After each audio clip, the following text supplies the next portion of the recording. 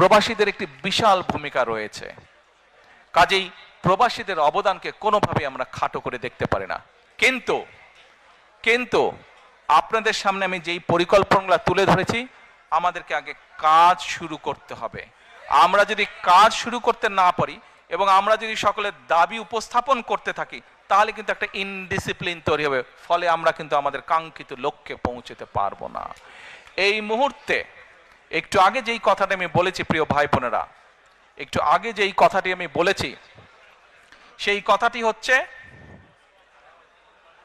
কথাটি হচ্ছে যে এই আগামী নির্বাচন কিন্তু কোনো এক্সপেরিয়েন্সের বিষয় না, এক্সপেরিমেন্টের বিষয় না।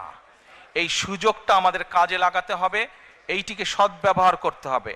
আপনাদের সকলকে, প্রবাসীরা যেরকম আন্দোলনকে গড়ে তুলেছেন বিভিন্ন সাহায্য সহযোগিতার মাধ্যমে, একইভাবে প্রবাসীদের সামনে এখন বিশাল দায়িত্ব হচ্ছে যে সঠিক দলকে নির্বাচিত করতে সহযোগিতা করা।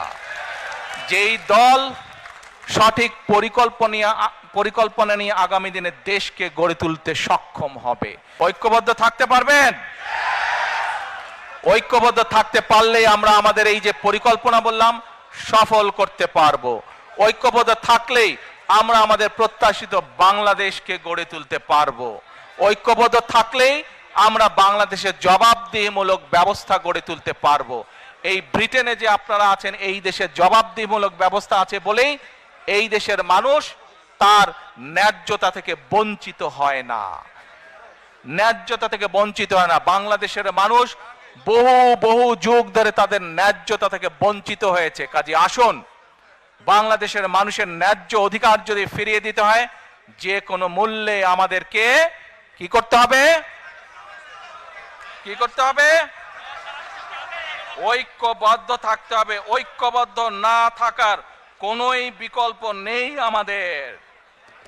United we stand, divided we fall. কাজে এই কথাটি আমাদের সকলকে মনে রাখতে হবে। আমাদের যে স্বৈরাচারের বিরুদ্ধে আন্দোলন, এই আন্দোলনে প্রবাস থেকে বহু প্রবাসী বিভিন্নভাবে সহযোগিতা করেছেন। এই আন্দোলন সফলতার পিছনে প্রবাসীদের একটি বিশাল ভূমিকা রয়েছে। আপনারা দেখেছেন, আমি কিন্তু এক বছর আগে বলেছিলাম, দেখুন আপনারা যারা, আপনাদের এই কথাগুলো শুনতে হবে। যদি কথাগুলো না শুনেন, এই ছবি কিন্তু কোনো লাভ হবে না। দয়া করে কথাগুলো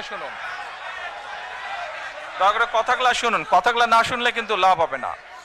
আমি এক বছর আগে আপনাদেরকে বলেছিলাম যে সামনে কিন্তু আমাদের কঠিন সময়, ষড়যন্ত্র থেমে নেই এবং এই নির্বাচনও কিন্তু খুব সহজ নয়।